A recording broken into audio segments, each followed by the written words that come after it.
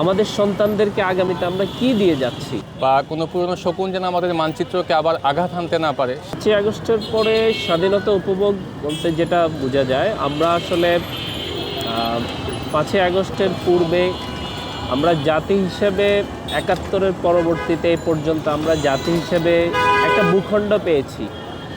এই ভূখণ্ডের মধ্যে যে স্বাধীনভাবে নিজের মত প্রকাশ, স্বাধীনভাবে চলাফেরার, স্বাধীনভাবে নিজেকে উপস্থাপন করার, বা আমি আমার সন্তানকে নিয়ে যে স্বপ্নটা দেখি, এই ভূখণ্ডের মধ্যে আমার সন্তান নিজেকে নিয়ে গৌরব করবে, সেই স্বপ্নটাই দেখি। 5ই আগস্টের পরে মনে হচ্ছে যে আমরা সেদিকে অগ্রসর হচ্ছি।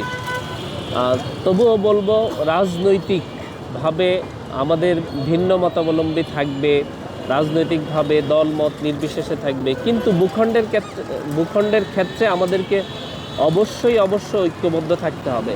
আমাদের সন্তানদেরকে আগামীতে আমরা কি দিয়ে যাচ্ছি, তাদেরকে কোথায় রেখে যাচ্ছি, কোন পরিবেশে রেখে যাচ্ছি, কোন পরিবেশে রেখে যাব, আমাদের রাজনীতিবিদদেরকে অবশ্যই এই বিষয়টা চিন্তা করতে হবে। দেখুন, এই বিষয়গুলো আসলে 16ই ডিসেম্বর আমাদের অ্যাজ এ বাঙালি জাতি হিসেবে আমাদের জন্য খুবই আনন্দের, গৌরবের এবং সম্মানের।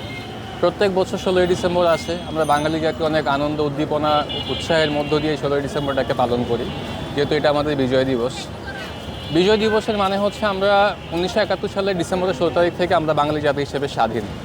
কিন্তু সেই স্বাধীনতার স্বাদ বা সেই সার্বভৌমত্বের স্বাদ আদৌ আমরা আসলে ঠিকমতো পাচ্ছি কি না, এটা নিয়ে আমাদের সন্দেহ আছে। যেহেতু আমরা এখন দেশের মধ্যে একটা ক্রান্তি লগ্নের মধ্য দিয়ে যাচ্ছি, সামনে জাতীয় একটা সরকার আসবে, আশা করি ইনশাআল্লাহ একটা নির্বাচনের মধ্য দিয়ে যেই নির্বাচিত সরকার আসবে, তাদের কাছে সাধারণ নাগরিকের জায়গা থেকে আমাদের একটাই হচ্ছে আশা, চাওয়া বা হচ্ছে প্রত্যাশা, যেটাই আপনারা বলেন না কেন, স্বাধীন জাতি হিসেবে যতটুকু আমাদের পাওয়া, ফান্ডামেন্টাল যে রাইটসগুলো আমাদের আছে, মৌলিক যে অধিকারগুলো আমাদের আছে, সেগুলো যেন অন্তত আমাদের নিশ্চিত হয়। কোনো পুরনো শকুন যেন আমাদের বাংলাদেশের মানচিত্রকে আবার থাবা দিতে না পারে, বা কোনো পুরনো শকুন যেন আমাদের মানচিত্রকে আবার আঘাত হানতে না পারে, সেটাই আমাদের আসলে চাওয়া।